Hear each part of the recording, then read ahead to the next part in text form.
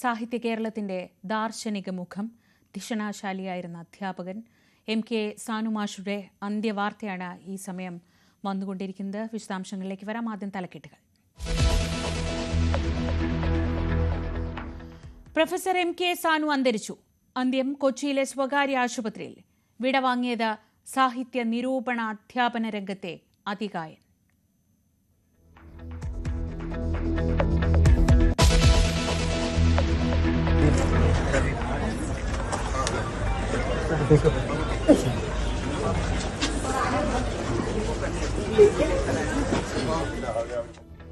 ഛത്തീസ്ഗഡിൽ ജയിലിലായ കന്യാസ്ത്രീകൾ മോചിതരായി.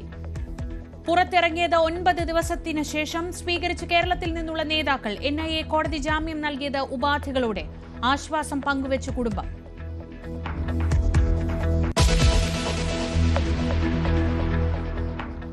News 18 big exclusive. Jainamma തിരോധാന കേസിൽ നിർണായക വെളിപ്പെടുത്തൽ. ജൈനമ്മയുടെ സ്വർണം പ്രതി സെബാസ്റ്റ്യൻ വിറ്റെന്ന് സ്ഥിരീകരിച്ച ജ്വല്ലറി ഉടമ. കൂടുതൽ പൈസ കിട്ടാൻ വേണ്ടി അയാൾ അവിടെ നിന്ന് എടുത്തപ്പോൾ നിങ്ങൾ കൊണ്ട് അടച്ചിട്ട് നിങ്ങൾ എടുത്തു, നിങ്ങൾ ഉരുക്കിയിട്ട് ബാക്കി പൈസ കൊടുത്തു അല്ലേ? സെബാസ്റ്റ്യൻ തന്നെയാണ് ഡയറക്റ്റ് വന്നത് അല്ലേ? സെബാസ്റ്റ്യൻ പൈസ മേടിക്കാൻ ഡയറക്റ്റ് വന്നത്. പിന്നീട് പിറ്റേ ദിവസം അതിന് മുമ്പ് വിളിച്ചതാ ഫോണിലാണ്. സെബാസ്റ്റ്യൻ ഫോണിൽ വിളിച്ചു, ബാങ്കിൽ ചെല്ലാൻ പറഞ്ഞു. അങ്ങോട്ട് ബാങ്കിൽ ചെന്നു. ജ്വല്ലറിയിൽ പരിശോധന നടത്തിയ അന്വേഷണ സംഘം. കാണാതായ 4ാമത്തെ യുവതി ബിന്ദുവിന്റെ തിരോധാനത്തിൽ പുനരന്വേഷണം.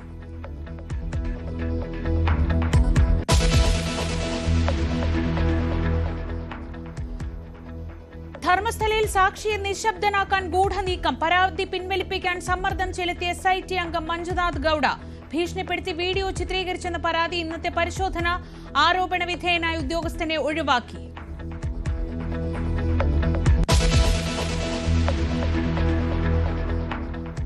സിനിമാ നയത്തിന്റെ കരട് രൂപമായി. പരാതിക്കാർക്ക് സംരക്ഷണം ഉറപ്പാക്കണമെന്ന ശുപാർശ. ഫിലിം കോൺക്ലേവിന് തിരുവനന്തപുരത്ത് തുടക്കം. അമ്മ തെരഞ്ഞെടുപ്പിൽ കുക്കു പരമേശ്വരനെതിരെ പടയൊരുക്കം. മെമ്മറി കാർഡ് കാട്ടി ഭീഷണിപ്പെടുത്തുന്നുവെന്ന ആരോപണം.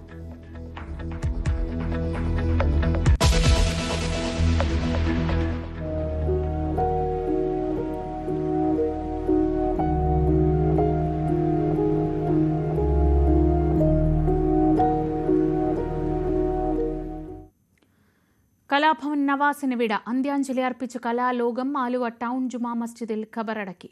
മരണം ഹൃദയാഘാതത്തെ തുടർന്നെന്ന് പോസ്റ്റ്മോർട്ടം റിപ്പോർട്ട്.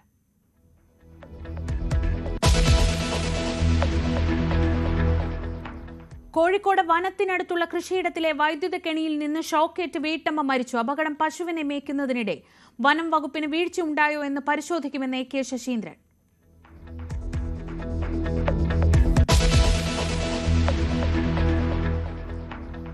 ബലാത്സംഗ കേസിൽ പ്രജ്വൽ രേവണ്ണയ്ക്ക് ജീവപര്യന്ത തടവ്. ശിക്ഷാവിധി. 47കാരിയെ ബലാത്സംഗം ചെയ്ത കേസിൽ 5 ലക്ഷം രൂപ പിഴയൊടുക്കണമെന്നും കോടതി. കോടതിയിൽ പൊട്ടിക്കരഞ്ഞ് പ്രജ്വൽ.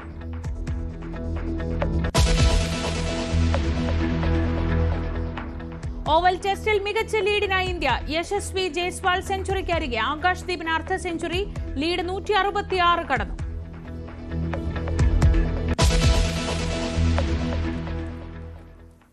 പ്രൊഫസർ MK സാനു അന്തരിച്ചു. 99 വയസ്സായിരുന്നു. വാർദ്ധക്യ സഹജമായ അസുഖങ്ങളെ തുടർന്ന് ഏറെ നാളായി അദ്ദേഹം ചികിത്സയിലായിരുന്നു. കൊച്ചിയിലെ അമൃത ആശുപത്രിയിലായിരുന്നു അന്ത്യം. നവമി ദിനേശ് വിവരങ്ങളുമായി. നവമി, കേരളത്തെ സംബന്ധിച്ച് കേരളത്തിൻ്റെ സാഹിത്യ ലോകത്തെ ഏറ്റവും ആദരണീയനായ മുഖങ്ങളിലൊന്ന്, ആദരണീയനായ വ്യക്തികളിലൊന്ന്, അങ്ങനെ ഒരു സാന്നിധ്യമാണ്. കേരളം ഏറ്റവും ബഹുമാനത്തോടെയും ആദരവോടെയും എപ്പോഴും പറഞ്ഞുകൊണ്ടേയിരുന്ന ഒരു പേരാണ് ഇപ്പോൾ മാഞ്ഞു പോകുന്നത്. എപ്പോഴായിരുന്നു അദ്ദേഹത്തിന്റെ അന്ത്യം? എന്തൊക്കെയാണ് വിവരങ്ങൾ? ശ്രീജ, മലയാള സാഹിത്യ ലോകം സ്നേഹത്തോടെ വിളിക്കുന്ന നമ്മുടെ സാനുമാഷ് വിടവാങ്ങിയിരിക്കുകയാണ്. അല്പസമയം മുൻപാണ് അമൃത ആശുപത്രിയിൽ നിന്നും അദ്ദേഹത്തിന്റെ അന്ത്യം സ്ഥിരീകരിച്ച വാർത്ത പുറത്തു വന്നത്. കഴിഞ്ഞ ഒരാഴ്ചയായി അദ്ദേഹം അടുത്തിടയ്ക്കാണ് അദ്ദേഹം ഒന്ന് വീണ് അദ്ദേഹത്തിന്റെ നട്ടെല്ലിന് ഇടുപ്പെല്ലിന് ചെറിയ പരിക്കേറ്റ് അതിന്റെ ശസ്ത്രക്രിയയ്ക്കായി അമൃത ആശുപത്രിയിൽ പോയതായിരുന്നു. പിന്നീട് അദ്ദേഹത്തിന് ശ്വാസതടസ്സവും തുടർന്ന് ന്യൂമോണിയയും അനുഭവപ്പെട്ട് വെന്റിലേറ്ററിൽ ആയിരുന്നു. അതിനിടയിലാണ് ഇപ്പോൾ അദ്ദേഹത്തിന്റെ മരണം സ്ഥിരീകരിക്കുന്നത്. 96 വയസ്സായിരുന്നു അദ്ദേഹത്തിന്. മലയാള സാഹിത്യത്തിന് തീരാ നഷ്ടമായി തന്നെ നമുക്ക് MK സാനുവിന്റെ വിയോഗത്തെ രേഖപ്പെടുത്തേണ്ടിയിരിക്കുന്നു. എന്തായാലും ഇപ്പോൾ 7 മണിയോടുകൂടി മൃതദേഹം അമൃത ആശുപത്രിയിലെ മോർച്ചറിയിലേക്ക് മാറ്റുമെന്നാണ് നമുക്ക് അറിയാൻ സാധിക്കുന്നത്. അതിനുശേഷമായിരിക്കും നാളെ ആയിരിക്കും സംസ്കാരവും പൊതുദർശനം അടക്കമുള്ള കാര്യങ്ങൾ ഉണ്ടാകുക. ഏറെ നാളായി അദ്ദേഹം വാർദ്ധക്യ സഹജമായിട്ടുള്ള പല ബുദ്ധിമുട്ടുകൾ ഉണ്ടെങ്കിൽ പോലും അവസാന നാളുകളിലും ഈ സാംസ്കാരിക മേഖലയിലെ പരിപാടികളിലടക്കം കൊച്ചിയിൽ സജീവമായി തന്നെ MK സാനുമാഷ് ഉണ്ടായിരുന്നു, നിറഞ്ഞു നിന്നിരുന്നു. ഈ അടുത്തിടയ്ക്കാണ് അദ്ദേഹത്തിന്റെ ഒരു പുസ്തകം പോലും മുഖ്യമന്ത്രി പിണറായി വിജയൻ എത്തി പ്രകാശനം ചെയ്യുന്ന സാഹചര്യം ഉണ്ടായത്. അങ്ങനെ അവസാന നാളുകളിൽ പോലും സാഹിത്യ മേഖലയിൽ നിറഞ്ഞു നിന്ന സാംസ്കാരിക പരിപാടികളിലെല്ലാം നിറസാന്നിധ്യമായി മാറിയ വ്യക്തി കൂടിയാണ് സാനുമാഷ്. വിമർശനം, വ്യാഖ്യാനം, ബാലസാഹിത്യം, ജീവചരിത്രം തുടങ്ങി വിവിധ സാഹിത്യ ശാഖകളിലായി 40ഓളം കൃതികളിലാണ് അദ്ദേഹം. ശരി നവമി, ഇപ്പോൾ കോൺഗ്രസ് നേതാവ് ശ്രീ VM സുധീരൻ നമ്മളോടൊപ്പം ടെലിഫോൺ ലൈനിലുണ്ട്. ശ്രീ VM സുധീരൻ, കേരളത്തിന് എന്തു ചോദ്യങ്ങൾക്കും ഉത്തരമായി അല്ലെങ്കിൽ അതിലൊരു വ്യക്തത വരുത്താൻ സാനുമാഷ് ഉണ്ടായിരുന്നു എന്നതാണ് ഇത്രയും കാലത്തിന്റെ ഈ നമ്മൾ ജീവിച്ച കാലത്തിന്റെ ഏറ്റവും വലിയ പ്രത്യേകത. ആ സാനുമാഷാണ് വിടവാങ്ങുന്നത്. സാനുമാഷയുടെ വേർപാടിൽ വളരെയേറെ ദുഃഖിക്കുകയാണ്. അങ്ങേറ്റം സങ്കടകരമാണത്. കേരളീയ സാമൂഹ്യ രാഷ്ട്രീയ സാംസ്കാരിക മണ്ഡലത്തിൽ സ്ഥിരപ്രതിഷ്ഠ നേടിയ മഹാനുഭാവനായ വ്യക്തിയാണ് അദ്ദേഹം. സാഹിത്യ രംഗത്ത് നിരവധി സംഭാവനകൾ നൽകിയ ശ്രേഷ്ഠ സ്ഥാനത്ത്, ഗുരുസ്ഥാനത്ത് നിൽക്കുന്ന ആദരണീയമായ വ്യക്തിത്വമാണ് അദ്ദേഹത്തിൻ്റെത്. മഹാരാജാസ് കോളേജിലെ അധ്യാപകൻ എന്ന നിലയിൽ വയലാർ രവി, AK ആന്റണി എന്നുവേണ്ട ആ കാലഘട്ടത്തിലെ രാഷ്ട്രീയ നേതാക്കന്മാരുടെയൊക്കെ ഗുരുവായി, അവർക്കൊക്കെ അദ്ദേഹവുമായി വളരെ അടുപ്പം അന്നും ഇന്നൊക്കെ പുലർത്തി പോരുന്നുണ്ട്. രചന രംഗത്തും വിമർശന രംഗത്തും മറ്റ് സാഹിത്യത്തിന്റെ വിവിധ ശാഖകളിലും അദ്ദേഹം നൽകിയ സംഭാവനകൾ മഹത്തരങ്ങളാണ്. ഇടയ്ക്ക് അദ്ദേഹം നിയമസഭയിലുണ്ടായിരുന്നു. നിയമസഭയിലെ പ്രൗഢോജ്വലമായ അദ്ദേഹത്തിന്റെ പ്രസംഗങ്ങൾ ഒരിക്കലും മറക്കാനാവില്ല. സാമൂഹ്യ രംഗത്ത് എടുത്തു പറയുകയാണെങ്കിൽ ശ്രീനാരായണ ഗുരുസ്വാമികളുടെ ജീവിതത്തെ, അദ്ദേഹം നൽകിയ മഹത്തായ സന്ദേശങ്ങളെ, ഗുരുദേവന്റെ ദർശനങ്ങളെ ജനങ്ങളിലേക്ക് എത്തിക്കാൻ അങ്ങേയറ്റം ആത്മാർത്ഥമായ സത്യസന്ധമായ പ്രവർത്തനമാണ് അദ്ദേഹം നടത്തിയിട്ടുള്ളത്. നിർഭാഗ്യവശാൽ ശ്രീനാരായണ ഗുരുവിന്റെ ആദർശങ്ങളെ തള്ളിപ്പറഞ്ഞുകൊണ്ട് ഏതൊരു മഹത്തായ ദൗത്യം നിറവേറ്റാനാണോ മഹത്തായ FNDP യോഗത്തെ രൂപീകരിച്ചത്, ആ ലക്ഷ്യങ്ങളൊക്കെ കൈവിട്ടുകൊണ്ട് അതിന് തെറ്റായ രീതിയിലേക്ക് കൊണ്ടുപോകുന്ന ഇന്നത്തെ കാലത്ത് അവിടെയൊക്കെ ഒരു ശുദ്ധീകരണത്തിന്റെ, പരിവർത്തനത്തിന്റെ ഒരു സന്ദേശം നൽകി മുന്നോട്ട് പോയ ഒരു പരിവർത്തനവാദി കൂടിയാണ് അദ്ദേഹം. അദ്ദേഹത്തിന്റെ വേർപാട് ഒരു കേരളത്തിനൊരു തീരാ നഷ്ടമാണ്. ഞാനുമായി വ്യക്തിപരമായി വളരെ അടുത്ത ബന്ധമാണ് അദ്ദേഹവുമായിട്ട് എനിക്കുള്ളത്. ആ പ്രിയപ്പെട്ട സാനുമാഷയുടെ ഓർമ്മകൾക്ക് മുന്നിൽ ആദരാഞ്ജലി അർപ്പിക്കുകയാണ്.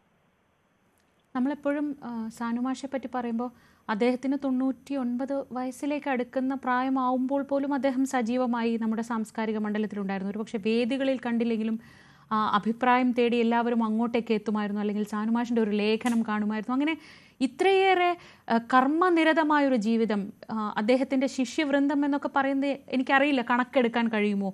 പ്രഗത്ഭരുടെ ഒരു വലിയ നിര തന്നെയുണ്ട് ശിഷ്യരായി, എല്ലാവരും ആദരവോടെ ഒരേപോലെ സാനുമാഷ് എന്ന് വിളിക്കുക. അങ്ങനെയൊക്കെ ജീവിക്കുക എന്ന് പറയുന്നത് തന്നെ ഒരു അസാധ്യമെന്ന് തോന്നുന്ന ഒരു ജീവിതം അല്ലേ? തീർച്ചയായും അദ്ദേഹം യഥാർത്ഥത്തിൽ കേരളത്തെ സംബന്ധിച്ചിടത്തോളം ഒരു തിരുത്തൽ ശക്തിയാണ്.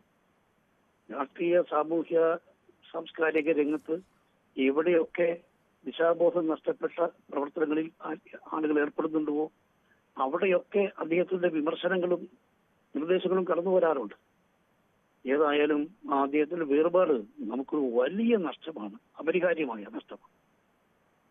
വളരെ നന്ദി ശ്രീ VM സുധീരൻ. ഇപ്പോൾ സാമൂഹ്യ പ്രവർത്തകൻ ശ്രീ CR നീലകണ്ഠൻ കൂടി ടെലിഫോൺ ലൈനിൽ. ശ്രീ CR നീലകണ്ഠൻ, സാനുമാഷുണ്ട് എന്നതൊരു ധൈര്യമായിരുന്നു തിരുത്താൻ, അഭിപ്രായം പറയാൻ. അദ്ദേഹം മുഖം നോക്കാതെ ആ ഒരു ദൗത്യം നിർവഹിക്കുകയും ചെയ്തിരുന്നു. അത് സാഹിത്യത്തിലായാലും സാംസ്കാരിക ജീവിതത്തിലായാലും ഒക്കെ അദ്ദേഹത്തിൻ്റെ അഭിപ്രായം എന്നും അദ്ദേഹം ഉറച്ച ശബ്ദത്തിൽ തന്നെ പറഞ്ഞ ഒരാളാണ്. ആ ഒരു സാന്നിധ്യം ഇല്ലാതാവുമ്പോൾ നമുക്ക് നഷ്ടമാവുന്നത് എന്താണ്? നമുക്ക് കേരളത്തിന്റെ സാംസ്കാരികമായ അല്ലെങ്കിൽ സാമൂഹ്യമായ കേരളത്തിന്റെ ഒരു പ്രധാന ചാലക ശക്തി മുമ്പ് VR കൃഷ്ണയ്യർ നമുക്കുണ്ടായിരുന്നു, സാനുമാഷ് ഒപ്പം ഉണ്ടായിരുന്നു. ഇപ്പോൾ VR കൃഷ്ണയ്യർ നമുക്ക് മുമ്പ് പോയി, ഇപ്പോൾ സാനുമാഷ് നഷ്ടപ്പെട്ടു എന്ന് പറഞ്ഞാൽ കേരളത്തെ, നേരത്തെ VM സുധീരൻ പറഞ്ഞതുപോലെ, കേരളത്തെ നയിക്കേണ്ട ആളുകൾ, നയിച്ച ആളുകൾ, ആ ആയിരക്കണക്കിന് ശിഷ്യന്മാരെ കൊണ്ട് അദ്ദേഹത്തിന്റെ ശിഷ്യന്മാർ കേരളത്തിന്റെ ലോകത്തിന്റെ പല ഭാഗങ്ങളിലുമുണ്ട്. അദ്ദേഹം വിദ്യാഭ്യാസ ഗുരു എന്ന നിലയ്ക്ക് മാത്രമല്ല, സാഹിത്യത്തിലെ ഒരു അവസാന വാക്കാണ്. സാംസ്കാരിക രംഗത്ത് അദ്ദേഹം ഈ വളരെ അടുത്ത കാലം വരെ, ഈ 100 വയസ്സിനോട് അടുത്ത കാലം വരെ അദ്ദേഹം വളരെ സജീവമായിരുന്നു. ഇപ്പോൾ ആ വീഴ്ചയിലുണ്ടായ ചെറിയൊരു ആഘാതത്തിന്റെ പ്രശ്നം ഒഴിച്ചാൽ അദ്ദേഹം വളരെ സജീവമായിരുന്നു. ഞങ്ങളൊക്കെ വളരെ വളരെ വലിയ സൗഹൃദമായിരുന്നു. എനിക്ക് വ്യക്തിപരമായി കുടുംബപരമായി തന്നെ സൗഹൃദമുണ്ട്. അദ്ദേഹം എപ്പോൾ കണ്ടാലും എൻ്റെ മക്കളുടെ പേരെടുത്ത് ചോദിക്കും. എന്നിട്ട് അദ്ദേഹത്തിന് ആളുകളുമായി അങ്ങനെ ഒരു ബന്ധമുണ്ട്. ഈ അടുത്ത കാലത്ത് വരെയുള്ള പരിപാടികളിൽ ഞാൻ അദ്ദേഹത്തെ വെച്ച് പങ്കെടുത്തിരുന്നു. നമുക്ക് ഏത് കാര്യവും അദ്ദേഹത്തോട് പോയി സംസാരിക്കാം. ഇത്ര വിനയത്തോടുകൂടി, ഇത്ര വലിയൊരു ഗിരിശൃംഗത്തിന് തുല്യമായ അദ്ദേഹം വളരെ വിനയത്തോടുകൂടി നമ്മളോട് സംസാരിക്കുമ്പോൾ, എന്നാൽ അദ്ദേഹം വളരെ ഷാർപ്പുമായിരുന്നു. ഷാർപ്പും വിനയവുമുള്ള, നീതിബോധമുള്ള, ശ്രീനാരായണ ഗുരുവിൻ്റെയൊക്കെ ജീവിതത്തിന്റെ ഒരു പ്രോഡക്റ്റ് എന്ന് പറയാവുന്ന അദ്ദേഹം വളരെ കൃത്യമായും ആ ധാരയിൽ കേരളത്തെ മുമ്പോട്ട് നയിക്കാൻ കഴിഞ്ഞ ഒരു 7 പതിറ്റാണ്ടിൽ കൂടുതലായി കേരളത്തെ നയിച്ച അദ്ദേഹമാണ്. അദ്ദേഹത്തിന്റെ വേർപാടെന്ന് പറയുന്നത് നമുക്ക് ഒരിക്കലും നികത്താൻ കഴിയില്ല. സാനുമാഷ് ഉണ്ട് എന്നത് ഒരു ധൈര്യം തന്നെയായിരുന്നു. ഏതൊരു വിഷയമുണ്ടെങ്കിലും മാഷെടുത്ത് പോയി നമുക്ക് പറയാം എന്നൊരു വിശ്വാസം ഉണ്ടായിരുന്നു. ആ വിശ്വാസമാണ് ഇപ്പോൾ ഇല്ലാതായിരിക്കുന്നത്. വലിയ ദുഃഖത്തോടെയാണ് ഞങ്ങൾ ഇതൊക്കെ കാണുന്നത്. പ്രത്യേകിച്ച് കൊച്ചിയുടെ ഒരു സാംസ്കാരിക മണ്ഡലത്തിൽ സാനുമാഷ് ഇല്ലാത്തൊരു വേദിയില്ലായിരുന്നു, അല്ലെങ്കിൽ സാനുമാഷിന്റെ സാന്നിധ്യമില്ലാത്ത വേദികളും അത്തരം പരിപാടികളെ കുറവായിരുന്നു എന്ന് തോന്നുന്നു, അല്ലേ? ശ്രീ CR നീലകണ്ഠൻ, കേൾക്കാം? കേൾക്കാം. അങ്ങനെ ഞാൻ വിചാരിക്കുന്നില്ല. അത് നമുക്ക് അങ്ങനെയല്ലാതെ നമുക്ക് പറയാൻ പറ്റില്ല. കാരണം അദ്ദേഹം ഇല്ലാത്തൊരു വേദിയില്ല. സാംസ്കാരികമായി ഏത് ചെറിയ ചലനത്തിലും വലിയ ചലനത്തിലും മാഷുണ്ടായിരുന്നു. നമുക്ക് അങ്ങനെ പറയാതിരിക്കാൻ ആർക്കും പറ്റില്ല. കാരണം കൊച്ചിയെ സംബന്ധിച്ചിടത്തോളം സാനുമാഷ് നമ്മുടെ ജീവിതത്തിന്റെ ഏറ്റവും പ്രധാനപ്പെട്ട ഭാഗമായിരുന്നു. അങ്ങനെയുള്ള സാനുമാഷാണ് നമുക്കിപ്പോ നഷ്ടമായിരിക്കുന്നത്. കാരണം കൊച്ചിയിൽ ഏത് പരിപാടി ഉണ്ടെങ്കിലും ആദ്യം സാനുമാഷ് വിളിക്കുക. സാനുമാഷ് വന്നാൽ പിന്നെ കൊച്ചിയായി. കൊച്ചിയുടെ സാംസ്കാരികമായ, അല്ലെങ്കിൽ ഒരുപക്ഷെ കേരളത്തിന്റെ തന്നെ ഒരു സാംസ്കാരിക ബോധമായി അത് വരുന്നു എന്ന് നമുക്ക് പറയാൻ പറ്റും. അതുകൊണ്ട് തീർച്ചയായും അത് നമുക്ക് പറയാൻ പറ്റുന്ന ഒരു കാര്യമാണ്. അദ്ദേഹത്തിന്റെ നഷ്ടം ഒരു കാലത്ത് നികത്താൻ കഴിയാത്ത നഷ്ടമാണ്. വളരെ നന്ദി ശ്രീ CR നീലകണ്ഠൻ. ഒരു നൂറ്റാണ്ടോളം നീളുന്ന ജീവിതം എന്ന് നമുക്ക് ചുരുക്കി പറയാം. അത്ര സാർത്ഥകമായൊരു ജീവിതം തീർത്താണ് അദ്ദേഹം വിടവാങ്ങുന്നത്. ഒരു അധ്യാപകൻ എന്ന നിലയ്ക്ക് അദ്ദേഹത്തിൻ്റെ ശിഷ്യവൃന്ദത്തെപ്പറ്റി നമുക്ക് ചുരുക്കി കാണാനേ കഴിയില്ല. മഹാരാജാസിൽ അധ്യാപകനായിരുന്നു. കേരളത്തിലെ ഇന്ന് നമ്മൾ കാണുന്ന പ്രമുഖ വ്യക്തിത്വങ്ങളുടെ എല്ലാം അധ്യാപകൻ എന്ന നിലയ്ക്ക് അവരെല്ലാം എപ്പോഴും സാനുമാഷിൻ്റെ ശിഷ്യർ എന്നറിയപ്പെടാനാണ് ആഗ്രഹിച്ചിട്ടുള്ളത്. സാഹിത്യ വിമർശകൻ, ജീവചരിത്രകാരൻ, അധ്യാപകൻ, പ്രഭാഷകൻ, അങ്ങനെ മലയാള സാംസ്കാരിക ലോകത്തൊരു ഒരു പർവ്വതം കണക്ക്, ഒരു ഹിമവൽ സാനു കണക്ക് അദ്ദേഹം നിലകൊണ്ടു. ആ പർവ്വത സാന്നിധ്യമാണ് ഇന്നിപ്പോൾ ഇല്ലാതാവുന്നത്. അത് കേരളത്തിൻ്റെ സാംസ്കാരിക രംഗത്തെ ഏറ്റവും വലിയ നഷ്ടം കൂടിയാവുന്നത്. അദ്ദേഹത്തിൻ്റെ സാന്നിധ്യം എല്ലായിടത്തും ഉണ്ടായിരുന്നു, എപ്പോഴും ഉണ്ടായിരുന്നു. അഭിപ്രായങ്ങൾ ഉറക്കെ പറഞ്ഞുകൊണ്ട് അദ്ദേഹം, സാനുമാഷ് ഒരു വശത്ത് നിന്നിരുന്നു ഏത് വിഷയത്തിലായാലും. അത് കഴിഞ്ഞ കുറച്ച് നാളുകൾക്ക് മുമ്പാണ് അദ്ദേഹം, കുറച്ച് ദിവസങ്ങൾക്ക് മുൻപ് വീണ് പരിക്കേറ്റതിനെ തുടർന്ന് ശസ്ത്രക്രിയയ്ക്ക് വിധേയനായത്. അതുവരെയും അദ്ദേഹം സജീവമായി തന്നെ, പ്രായത്തിൻ്റെ യാതൊരു പ്രശ്നങ്ങളുമില്ലാതെ അദ്ദേഹം പ്രായാധിക്യത്തെ തുടർന്ന് യാത്രകളൊക്കെ കുറച്ചിരുന്നെങ്കിൽ പോലും അദ്ദേഹത്തിൻ്റെ സാന്നിധ്യം അവിടെ ഉണ്ടായിരുന്നു. 1958 അദ്ദേഹത്തിൻ്റെ ആദ്യ ഗ്രന്ഥം പുറത്തിറങ്ങുന്നത്. 5 ശാസ്ത്ര നായകന്മാർ എന്ന ആദ്യ ഗ്രന്ഥം പുറത്തിറങ്ങുന്നത് 1958. പിന്നീട് ഇങ്ങോട്ട് ഇക്കാലം അത്രയും നീളുന്ന സാഹിത്യ സബര്യ. ശ്രീ അശോകൻ ചെരുവിൽ നമ്മളോടൊപ്പം ടെലിഫോൺ ലൈനിലുണ്ട്. ശ്രീ അശോകൻ ചെരുവിൽ, നഷ്ടം എന്നത് നമ്മൾ വാക്കാൽ പലപ്പോഴും പറയാറുണ്ട്, പക്ഷേ നമുക്കിനി അത് ബോധ്യപ്പെടാൻ പോകുന്നത് ഈ അസാന്നിധ്യം കൊണ്ടായിരിക്കുമെന്ന് തോന്നുന്നു. ഏറ്റവും സങ്കടകരമായിട്ടുള്ള ഒരു കാര്യം, അദ്ദേഹം പ്രായമൊക്കെ ആയെങ്കിൽ പോലും വളരെ സജീവമായിരുന്ന ഒരു സന്ദർഭത്തിലാണ് അദ്ദേഹം നമ്മളെ വിട്ടുപോയതെന്നത്. അപ്പോൾ ഞാൻ പലപ്പോഴും പല മീറ്റിങ്ങുകളിലും അദ്ദേഹവുമായി ഒന്നിച്ച് പോകാറുണ്ട്, അതുപോലെ തന്നെ അദ്ദേഹത്തിന്റെ വീട്ടിലും പോകാറുണ്ട്. അപ്പോൾ ആ സന്ദർഭങ്ങളിലൊക്കെ തന്നെ നമുക്കൊക്കെ പ്രതീക്ഷിക്കാൻ കഴിയുന്നതിനേക്കാൾ വലുതായിട്ട് ഇത്രയും പ്രായത്തിന്റെ ആ ഒരു കണക്കെടുക്കുകയാണെങ്കിൽ അദ്ദേഹം വളരെ പ്രായത്തിൽ നിൽക്കുകയാണ്. പക്ഷെ നമ്മളെ പോലുള്ള അദ്ദേഹത്തെക്കാൾ കൂടുതൽ പ്രായം കുറഞ്ഞ ആൾക്കാരെയൊക്കെ അതിലംഘിക്കുന്ന വിധത്തിലുള്ള ഒരു വിചാരധാര അദ്ദേഹം എപ്പോഴും പുലർത്തിയിരുന്നു. ഒരു ജനാധിപത്യ ബോധവും അതുപോലെ തന്നെ അതൊക്കെ വളരെ കൃത്യമായി പറയാൻ അദ്ദേഹത്തിന് കഴിഞ്ഞിട്ടുണ്ട്. ആ സന്ദർഭത്തിൽ അവസാന കാലഘട്ടങ്ങളിൽ അദ്ദേഹത്തിനുണ്ടായിരുന്ന ഒരു ചെറിയ പരിമിതി അദ്ദേഹത്തിന് വേണ്ടത്ര രീതിയിൽ വായിക്കാൻ കഴിഞ്ഞിരുന്നില്ല എന്നുള്ളത് മാത്രമാണ്. എന്നാലും അദ്ദേഹം വായിച്ച് കേൾക്കുമായിരുന്നു എന്നാണ് ഞാൻ വിചാരിക്കുന്നത്. പ്രസംഗവേദിയിൽ അദ്ദേഹത്തെ ചിലപ്പോൾ ഒന്ന് കൈപിടിച്ച് കൊണ്ടുപോയി നിർത്തി കഴിഞ്ഞാൽ പിന്നെ അദ്ദേഹത്തിന്റെ ആ ഒരു വിശകലന രീതിയും വളരെ ചിരപരിതമായ, മലയാളത്തിന് ചിരപരിതമായ സാഹിത്യത്തിന്റെ ആ ഒരു മനോഹരമായ വിശകലനം അങ്ങോട്ട് ഇടർവിടർത്തുകയായി. അതിങ്ങനെ അവന് ഒരു തട്ടും തടവില്ലാതെ അത് അങ്ങനെ മുന്നോട്ട് പോകുന്നു. പ്രായമൊന്നും തന്നെ ആ വിചാരധാരയെ ഒരു നിലയ്ക്കും ബാധിച്ചിരുന്നില്ല. മൊത്തത്തിൽ അദ്ദേഹത്തിന്റെ ആ പെട്ടെന്ന് ആ ഒരു നിമിഷം പോലും ഒരു ഇടവേള പോലും ഇല്ലാതെ അദ്ദേഹം പോയി എന്നുള്ളത് നമ്മളെ സങ്കടപ്പെടുത്തി. വളരെ ചെറുപ്പകാലത്ത് തന്നെ അദ്ദേഹത്തെ കാണാനായിട്ട് എനിക്ക് അവസരം ഉണ്ടായിട്ടുണ്ട് വാസ്തവത്തിൽ. കാരണം എന്ന് വെച്ച് കഴിഞ്ഞാൽ ഇരിങ്ങാലക്കുടയാണ് എൻ്റെ വീട്. അപ്പോൾ അവിടെ CR കശിവൻ വൈദ്യർ അദ്ദേഹത്തിന്റെ വലിയ അടുത്ത സുഹൃത്തായിരുന്നു. അപ്പോൾ വൈദ്യരെ കാണാൻ വേണ്ടിയിട്ടും അതുപോലെ തന്നെ വൈദ്യർ നടത്തുന്ന ഒട്ടുമാതിരി സാംസ്കാരിക പരിപാടികൾ അദ്ദേഹം വൈദ്യര് ആ കാലഘട്ടത്തിൽ നടത്തിയിരുന്നു. അദ്ദേഹം വിവേകോദയം പബ്ലിക്കേഷൻ അതിന്റെ ഭാഗമായി പുസ്തക പ്രസിദ്ധീകരണം ഉണ്ടായിരുന്നു, ഒരു മാസിക തന്നെ ഉണ്ടായിരുന്നു. അപ്പൊ അതിലൊക്കെ തന്നെ മാഷായിരുന്നു അതിന്റെ ഒരു ഉപദേശകൻ, സാനു മാഷായിരുന്നു അതിന്റെ ഒരു ഉപദേശകൻ. അപ്പോൾ അദ്ദേഹം നിരന്തരമായിട്ട് വരുമായിരുന്നു. അപ്പോൾ ഞാൻ അവിടെ ഒരു സ്കൂളിലാണ് പഠിച്ചിരുന്നത്, ഈ കൈസമേതര മാനേജ്മെന്റ് ഉള്ളത്. അപ്പോൾ ആ സ്കൂളിലും അദ്ദേഹം വരുമായിരുന്നു. അപ്പോൾ അദ്ദേഹത്തിന്റെ കൂടെ അന്ന് M. ഗോവിന്ദൻ വരും, തോമസ് മാത്യു സാറും ഉണ്ടാവും. അപ്പോൾ അവരൊക്കെ ഒന്നിച്ചിരുന്ന് വർത്താനം പറയുമ്പോൾ ഞങ്ങൾ കുട്ടികൾ അവിടെയൊക്കെ ചുറ്റുവട്ടത്ത് പോയിരുന്ന അതൊക്കെ കേൾക്കുന്ന ഒരു അതിൽ ഇടപെട്ടിട്ടില്ല, അവരുടെ പുറത്തുനിന്ന് കേൾക്കുന്ന ഒരു സമ്പ്രദായമൊക്കെ ഉണ്ടായിരുന്നു. അദ്ദേഹത്തിന്റെ ശ്രീനാരായണ ഗുരു എന്ന് പറയുന്ന ആ ഒരു മഹത്തായിട്ടുള്ള ഗ്രന്ഥം അത് ഇരിങ്ങാലക്കുട വെച്ചാണ് പ്രകാശനം ചെയ്തത്. എനിക്ക് തോന്നുന്നു ആദ്യത്തെ പതിപ്പ് കേശവമേതര വിവേകോദയം പബ്ലിക്കേഷൻസ് ആണ് അത് പ്രസിദ്ധീകരിച്ചതെന്ന് തോന്നുന്നു. അത് ആ പുസ്തക പ്രകാശന ചടങ്ങും ഞങ്ങൾക്ക് കാണാനായിട്ട് അവസരം ഉണ്ടായിട്ടുണ്ട്. ഈ ശ്രീനാരായണ ഗുരു എന്ന് പറയുന്ന കൃതി വാസ്തവത്തിൽ എന്നെ സംബന്ധിച്ചിടത്തോളം എൻ്റെ വായനയുടെ ഘട്ടത്തിൽ ഒരു വലിയ വഴിത്തിരിവുണ്ടാക്കിയ കൃതിയാണ്. കാരണം എന്ന് വെച്ച് കഴിഞ്ഞാൽ ശ്രീനാരായണ ഗുരുവിനെ കുറിച്ചൊക്കെ നമ്മൾ ധാരാളം കേട്ടിട്ടുണ്ട്. നമ്മളൊക്കെ വീടുകളിലൊക്കെ തന്നെ ചർച്ചാ വിഷയമായിരുന്ന ആളാണ്.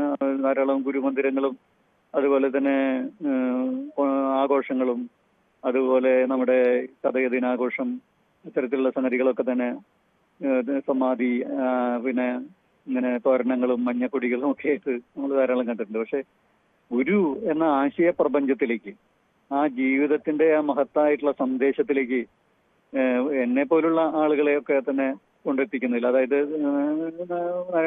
ആ കാലഘട്ടത്തിനൊക്കെ ശേഷം ജനിച്ച, കേരളപ്പിറവിക്കൊക്കെ ശേഷം ജനിച്ച ഒരു തലമുറയെ കൊണ്ടെത്തിക്കുന്നതിൽ ഏറ്റവും വലിയ പങ്ക് വഹിച്ചിട്ടുള്ളത് ശ്രീനാരായണ ഗുരു സ്വാമിയുടെ സാനുമാഷ ജീവചരിത്രമാണ്. അത് അതിന്റെ എത്ര ഹൃദ്യമായ ഭാഷയിലാണ് അദ്ദേഹം അത് എഴുതിയിട്ടുള്ളത്. കാരണം നാരായണ ഗുരു അത്രമാത്രം ശരിയായ രീതിയിൽ സാനുമാഷയുടെ മനസ്സിന്റെ അകത്തേക്ക് കയറി പറ്റിയിട്ടുണ്ട്.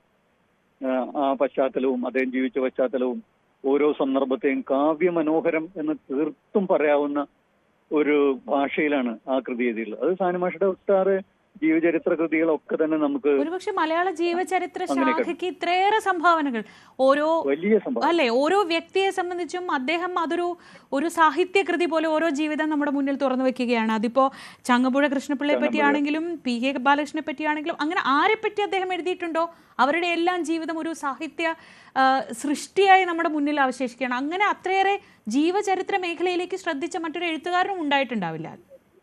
തീർച്ചയായിട്ടും. അതായത് എന്ന് വെച്ച് കഴിഞ്ഞാൽ കേവലം സാങ്കേതികമായിട്ടൊരു ജീവചരിത്രം എഴുതുകയല്ല അദ്ദേഹം ചെയ്യുന്നത്. അദ്ദേഹത്തിന്റെ ആത്മാവിൽ സാംശീകരിക്കപ്പെട്ട മഹാത്മാ വ്യക്തികളെ കുറിച്ചാണ് അദ്ദേഹം എഴുതുന്നത്. ശ്രീനാരായണ ഗുരു അങ്ങനെ അദ്ദേഹത്തെ സ്വാധീനിച്ചു, അദ്ദേഹത്തിന്റെ ജീവിതത്തെയും അദ്ദേഹത്തിന്റെ സമൂഹത്തെയൊക്കെ സ്വാധീനിച്ചു. അതുപോലെ തന്നെ ചങ്ങമ്പുഴയുടെ ആ കാലഘട്ടം ഏറ്റവും പ്രസിച്ച് കേരളത്തെ ഉജ്ജ്വലിപ്പിച്ചു നിന്ന അതിന് സാക്ഷിയാണല്ലോ അതെ. സാനുമാഷയുടെ തലമുറ. അപ്പൊ അതിനെ നക്ഷത്രങ്ങളുടെ പ്രേമഭാജനം ആയിട്ട് അതിനെ കാണാൻ കഴിയുന്ന ആ ഒരു മനസ്സ്, അതിന് അതേ മട്ടിൽ തന്നെ അതൊരു ടൈറ്റിൽ മാത്രമല്ല. ആ കൃതിയുടെ ഉള്ളിലേക്ക് പോകുമ്പോൾ ചങ്ങമ്പുഴയെ എന്ന് പറയുന്ന വ്യക്തിയെയും അതിന്റെ കാവ്യ അംശത്തെയും സമന്വയിപ്പിച്ചുകൊണ്ടുള്ള ഒരു മഹത്തായിട്ടുള്ള ഒരു സംഗതിയാണ്. ബഷീറിനെ പറ്റിയാണെങ്കിൽ ഏകാന്ത വീഥിയിലെ അവധൂതൻ എന്ന പേരിൽ തന്നെ ഉണ്ട് എന്തായിരുന്നു ബഷീർ എന്ന ഒറ്റ വാചകത്തിൽ ബഷീറിനെ വിശേഷിപ്പിക്കാൻ ഇതിലും നല്ലൊരു ടൈറ്റിൽ ഇനി ഉണ്ടാവുമെന്ന് തോന്നുന്നില്ല. അതെ, ബഷീറുമൊക്കെ ആയിട്ട് അങ്ങനെ ഇടപഴകി ബഷീറിന്റെ സാഹിത്യമൊക്കെ തന്നെ കേരളീയർ വായിക്കുകയും ചർച്ച ചെയ്യപ്പെടുകയും ആ കാലഘട്ടത്തിലൊക്കെ സാഹിത്യ വിമർശകൻ എന്നുള്ള നിലയിൽ അതിൽ ഇടപെടുകയും അതിനെക്കുറിച്ചൊക്കെ പറയുകയും പ്രസംഗിക്കുകയും നേരിടുകയൊക്കെ ചെയ്ത് ആ ബഷീറിനെ പൂർണ്ണമായി ഉൾക്കൊണ്ടതിന് ശേഷമാണ് ആ ഒരു വിമർശനം ജീവചരിത്രം വരുന്നത്. പി.കെ. ബാലകൃഷ്ണൻ അദ്ദേഹത്തിന്റെ ഏറ്റവും അടുത്ത സുഹൃത്തായിരുന്നു. ഒന്നിച്ചു പോരാടിയ ആളാണ്. ഒരേ ആശയഗതി, അന്നത്തെ സോഷ്യലിസ്റ്റ് മാനവികതാ മുന്നേറ്റത്തിന്റെ ഒക്കെ ഭാഗമായിട്ട് ഈ രണ്ട് വ്യക്തികളും ആ രണ്ട് സമാന പ്രായമുള്ള വ്യക്തികൾ എന്നുള്ള നിലയ്ക്ക് ഉള്ള ആദരവ് സൂക്ഷിച്ചുകൊണ്ട് തന്നെ അതിനെ മനസ്സിലാക്കിക്കൊണ്ട് ഉള്ള എഴുത്താണ് പി.കെ. ബാലകൃഷ്ണനെ കുറിച്ച് അദ്ദേഹം. ഇതൊക്കെ തന്നെ അദ്ദേഹത്തിന്റെ സാഹിത്യ വിമർശനങ്ങളിൽ നമുക്ക് കാണാൻ കഴിയുന്നു. ഇതിനൊക്കെ ഒരു വിവാദങ്ങളിലും ഭാഗഭാക്കാവാതെ ഒരു സാംസ്കാരിക കേരളം ഒരുപോലെ ഒരാളെ ചേർത്ത് നിർത്തുക അല്ലെങ്കിൽ സർവാദരണീയനായി ഒരാളെ കാണുക എന്നൊക്കെ പറയുന്നത് വല്ലപ്പോഴും മാത്രം സംഭവിക്കുന്ന ഒരു അത്ഭുതമായി വേണം കാണാൻ. കാരണം നമ്മൾ അത്രയേറെ അഭിപ്രായങ്ങളുള്ള ജനതയാണല്ലോ. അങ്ങനെ നോക്കുമ്പോൾ അങ്ങനെ ഒരു ജീവിതം, സാർത്ഥക ജീവിതം എന്ന് പറയുന്ന ഒരു സ്വപ്നമായി തന്നെ അവശേഷിക്കും ഇനി എല്ലാവർക്കും, അല്ലേ? തീർച്ചയായിട്ടും എല്ലാ രംഗത്തും സാഹിത്യത്തിലും അവസാനം ഒരു പ്രത്യേക ഘട്ടത്തിൽ കേരള രാഷ്ട്രീയത്തിൽ ജനപ്രതിനിധി എന്നുള്ള നിലയിൽ, സാഹിത്യ അക്കാദമിയുടെ പ്രസിഡന്റ് എന്നുള്ള നിലയിൽ, അതുപോലെ തന്നെ പുരോഗമന സാഹിത്യ പ്രസ്ഥാനത്തിന്റെ സമുന്നതനായ അതിന്റെ പ്രസിഡന്റ് എന്നുള്ള നിലയിൽ ഒക്കെ തന്നെ മനുഷ്യപക്ഷത്തോട്, ജനങ്ങളോട്, ജനകീയ പക്ഷത്തോട്, പ്രത്യേകിച്ചും ഭരണവർഗത്തിന്റെയും അധികാരത്തിന്റെയും ഒക്കെ തന്നെ മേഖലയ്ക്കെതിരായി അപ്പുറത്ത് അതിന്റെ മറുപുറത്ത് നിന്നുകൊണ്ടുള്ള സൗന്ദര്യാത്മകമായ സർഗാത്മകമായ ഒരു ഇടപെടലിന്റെ പേരാണ് സാനുമാഷ് എന്ന് പറയാം. അത് നിരവധി പേരുടെ ഗുരുവാണ് അദ്ദേഹം. സ്വന്തം പഠിപ്പിച്ചിട്ടുള്ളവരും പഠിപ്പിക്കാത്തവരും. ഇപ്പൊ എന്നെയൊന്നും പഠിപ്പിച്ചിട്ടില്ല, പക്ഷെ എങ്കിൽ പോലും നമ്മുടെയൊക്കെ എഴുത്തിന്റെ വലിയ പിൻബലമായി പല ഘട്ടങ്ങളിലും അദ്ദേഹത്തിനുണ്ടായിരുന്നു. അദ്ദേഹത്തിന്റെ ഒരു കാരൂർ സ്മാരക പ്രഭാഷണത്തിലാണ് ഞങ്ങളെ പോലുള്ള ഞങ്ങളുടെ തലമുറയിലെ കഥാകൃത്തുക്കളെ കുറിച്ച് അദ്ദേഹം സവിസ്തരം തൃശ്ശൂരിൽ വന്ന് ഉപന്യസിച്ചത്. എത്രമാത്രം സൂക്ഷ്മമായിട്ടാണ് അദ്ദേഹം അതിനു മുമ്പ് ആ കൃതികളൊക്കെ പഠിച്ചിട്ടുള്ളതെന്ന് ഞാനൊക്കെ അന്ന് അത്ഭുതം കൊണ്ടു. വലിയൊരു മലയാള സാഹിത്യ രംഗത്ത് വലിയൊരു ശൂന്യതയാണ്. ഇനി ഒരിക്കലും ആവർത്തിക്കാത്തൊരു പേര് സാനുമാഷ്. അങ്ങനെയായിരുന്നു. ഏറ്റവും പുതിയ തലമുറയിലെ ആളും മാഷിനൊപ്പമുള്ളവരും എല്ലാവരും ഒരേപോലെ സാനുമാഷ് എന്ന് മാത്രം വിളിച്ചിരുന്ന പ്രൊഫസർ എം കെ സാനു, കേരളത്തിൻ്റെ ഏറ്റവും സർവാദരണീയരായ സാഹിത്യ വിമർശകരിൽ, നിരൂപകരിൽ, എഴുത്തുകാരിൽ ഒരാളായ സാനുമാഷിൻ്റെ വിയോഗ വാർത്തയാണ് ഈ സമയം വരുന്നത്. അദ്ദേഹത്തെ കുറിച്ച് അനുസ്മരിക്കുകയായിരുന്നു ശ്രീ അശോകൻ ചെരുവിൽ. മറ്റു വാർത്തകളിലേക്ക് മടങ്ങിയെത്താം ഇടവേളയ്ക്ക് ശേഷം.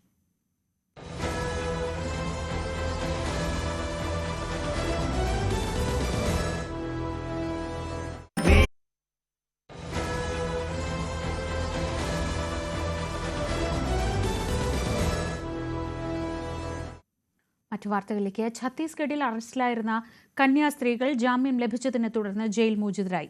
9 ദിവസം ജയിലിൽ കഴിഞ്ഞതിന് ശേഷമാണ് ഉപാധികളോടെ ബിലാസ്പൂർ NIA കോടതി ഇവർക്ക് ജാമ്യം അനുവദിച്ചത്. BJP സംസ്ഥാന അധ്യക്ഷൻ രാജീവ് ചന്ദ്രശേഖർ, ജോൺ ബ്രിട്ടാസ് MP ഉൾപ്പെടെയുള്ള നേതാക്കൾ കന്യാസ്ത്രീകളെ സ്വീകരിക്കാനായി എത്തിയിരുന്നു.